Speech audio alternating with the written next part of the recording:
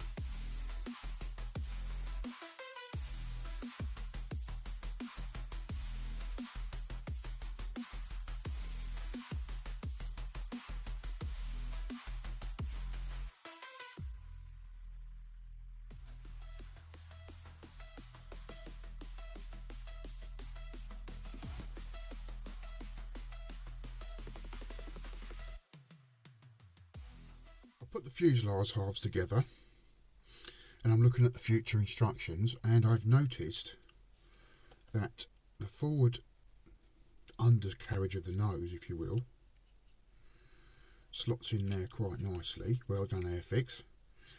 But this point here is very close to the 20mm cannon. So if I got this LED flashing yellow on the positive side, you can see that on the camera, it's flat. So by drilling two small holes in there, I can then rest the LED there, and when it flashes with four holes drilled in there, it looks like the guns are firing. I think I might have to go at this. I also think, as I'm doing this model in flight, I'm going to have the jet engines glowing as well, probably red. So, bit of work to do, but I do like doing these little dios.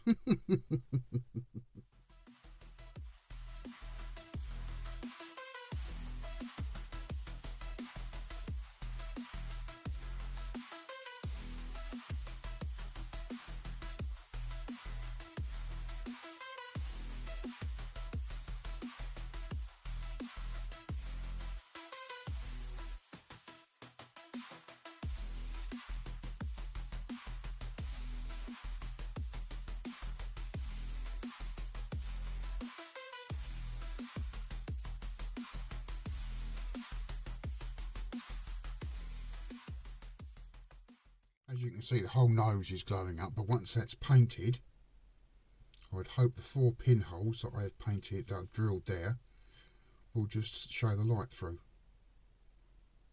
Cool. Reach one of the points in instructions where it's saying C step 38. So let's have a look at step 38. So going to step 38. That makes absolutely no step. There's no sense. There's nothing. Well, I don't know what that is, so I'll drill the holes and hope for the best. Perhaps it's something to do with these rocket things. I don't know. If indeed they are rockets. Well, on there, that drawing there. I don't know. So we'll drill them and hope for the best.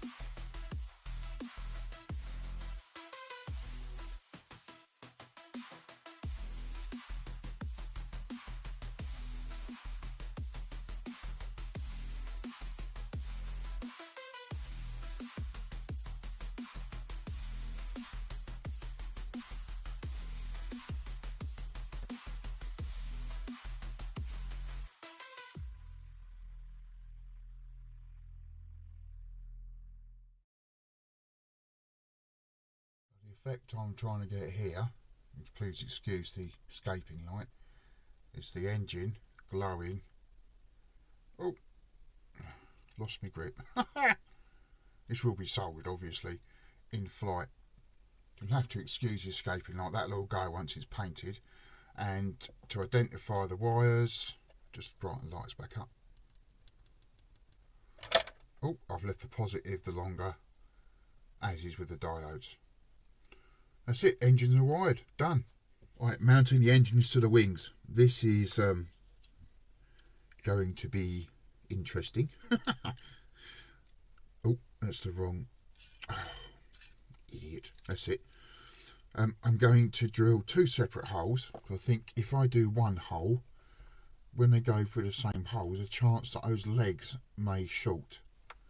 So, a pair of tweezers and just make sure the gap on there is sufficient. There we go. And then eye that up, and I reckon 2 holes, one there and one there.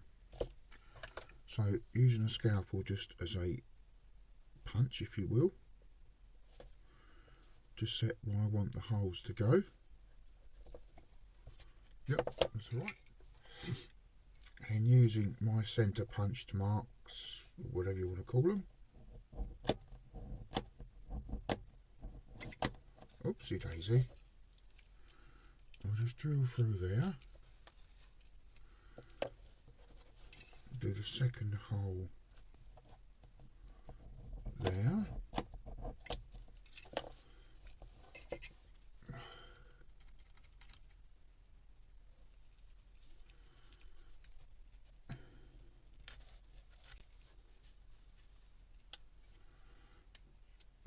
Not too much about birds inside the wing.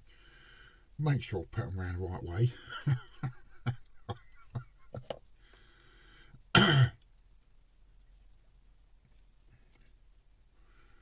And then thread them through basically. So I want that one going through the nearest hole to the fuselage, or what will be the fuselage, and that one going through there, as I said, so the inside connections don't short out. And then I'm going to fix the engine to the wing first.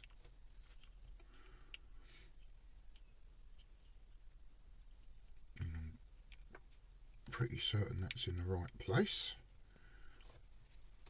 Right, I'm going to use contactor for this because I believe it's a better glue for this sort of application. So I'm just going to run that in that seam there,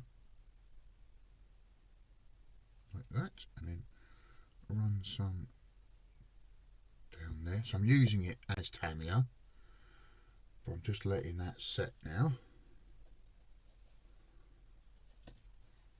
And then I'm going to follow that route with the wires up there in that gap there. So that gives it a route to run, and it's nice and tidy, doesn't interfere with anything. Now the other engine, again, having it round the right way is a good thing. And once they're glued to the wing, I should just actually, before I do anything else, just in case that's gone wrong, now it's set, make sure there's no short before that glue goes off. So give that a go. No, that's fine, that's working absolutely brilliantly. So we'll just gauge the next one that way around, and that's going to go roughly in the same position. That's good. Wires are through and installed. I had some fit issues, not with the wiring but with the kit. Strangely enough, this back section of the cockpit here wouldn't slide in, so I just gently file it back and now it's in. That's really, everything else fitted perfectly. It's just that bit there, I don't know why that was. Really strange, but yeah, it's together now. Top wing sections, and then we go back to the instructions as they're in front of me. But yeah, quite pleased. I know it looks a bit of a bird's nest here, but that will be tidied up in due course. And yeah, we'll crack on building away. I've had some real fit issues with these top wing sections. It's quite annoying. At first, I thought it was my wires, so I checked the roots and I've done a bit of grinding on the plastic. Nothing changed it. This top section wing went on fine. It fits perfectly. I've just got it clamped till the glue goes off. This section here just doesn't want to fit. So I'm going to stick that bit on first and make sure that's nice and smooth, because it is the front of the aircraft and needs to look okay. Then this section I'm going to have to do some external scalpeling, as I call it. It looks as though that bit there needs ever such a slight trim to get it to come up and fit. So yes, that's annoying. And whilst I'm waiting for the glue to go off, I'll put the tailplane on and I'm ready to do a little bit of painting with my brush around the cockpit areas. Get the clear parts on, get the wires through the fuselage, put the undercarriage covers on, and we're ready for first coat of primer. But yeah, this I found quite vexing. Finally got it to fit. I've clamped the buggery out of it. I had real problems with these sections here of the wings. For some reason, now as I said before, I thought it was my wire. I've had to shave little tiny bits just to get the engine to click into the wing. So I've tamured it all, clamped it. It's all reasonably smooth. It might need a bit of filler. All I've got to do now is just tease this section of the top wing so it sits nice in the wing root, and then it needs a little bit of filler down each wing root just to finish that off. Yeah, it's been a bit of a fettle, but hopefully, cross fingers, it's there. Model's built and ready for primer. Quite pleased with it so far. It's been a bit of a job in these engines and whatnot, but it's okay. I've already snapped off the detail there with my fat clumsy old hands. It's there. I'll do the primer, paint it, everything else I've got to do, and then stick that on last, I think, and then just touch it up with a brush, because I'm going to break that again and again and again. I know I am. So yes, primer next, and then we'll look at the paint scheme.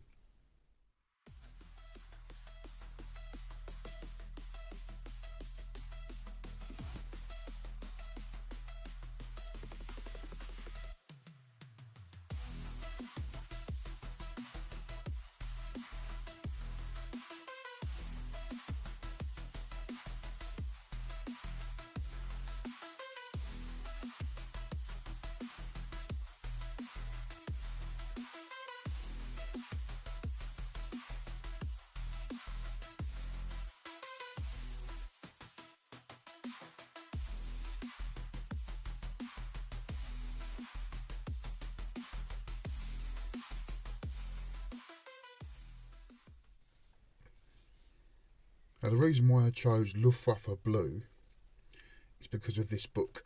I mentioned it before in one of my other builds. This is my holy bible for World War II camouflage schemes and whatnot.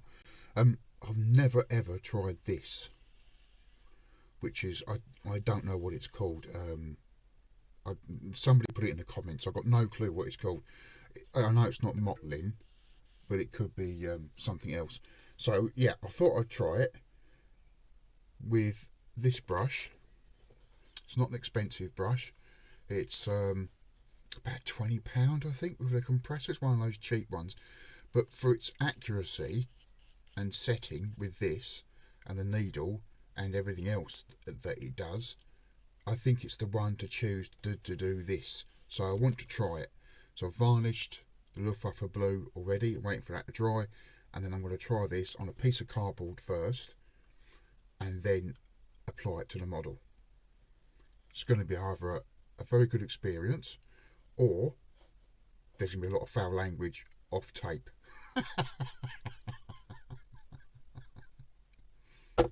Right, so I'm going to practice first on this, and I figured the bottom of the box that the model came in is plasticised. It feels like plastic, why not? So I take my airbrush, wind that right in and give it a go, see what happens. Nothing at the moment, ease it back. just cleaning fluid from the last time I used it.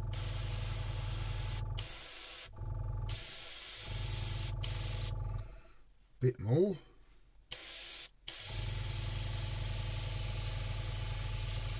Right, the paint's coming through now, so I'm going to wind that back in a bit.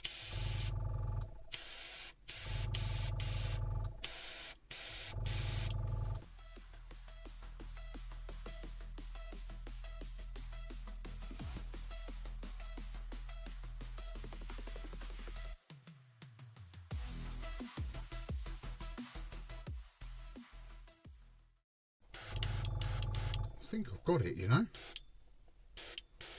I don't want it.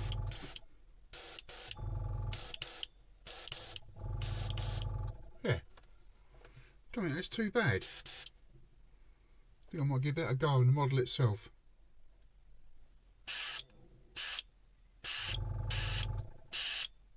One.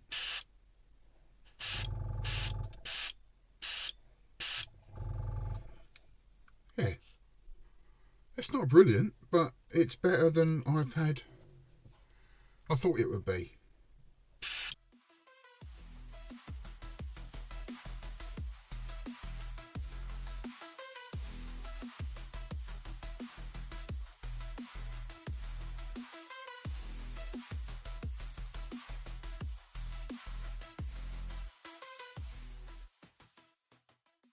Yeah. Obviously let me know what you think in the comments, because it's important to me that I learn these skills, but I think that's passable. Well, I obviously varnish that, mask it and do the rest of the painting, but yeah, I'm quite happy with that. I think that's quite a reasonable job. I've never done it before, so that's yeah, I'm happy with that. Right, I'll carry on with it and yeah, show you how I get on. Well, yes, I'm speechless. I'm actually very, very pleased with the outcome of that. That's exactly what I was trying to get. So for the first attempt, I think that's not bad at all. Obviously, please comment below what you think, because I'm always happy to receive positive feedback, and sorry, not positive feedback, any feedback on my modelling skills and how I can improve. But I think not a bad effort at all. All I've got to do now is varnish it, mask it all, and just do the stripy camouflage bits. But yeah, I'm yeah.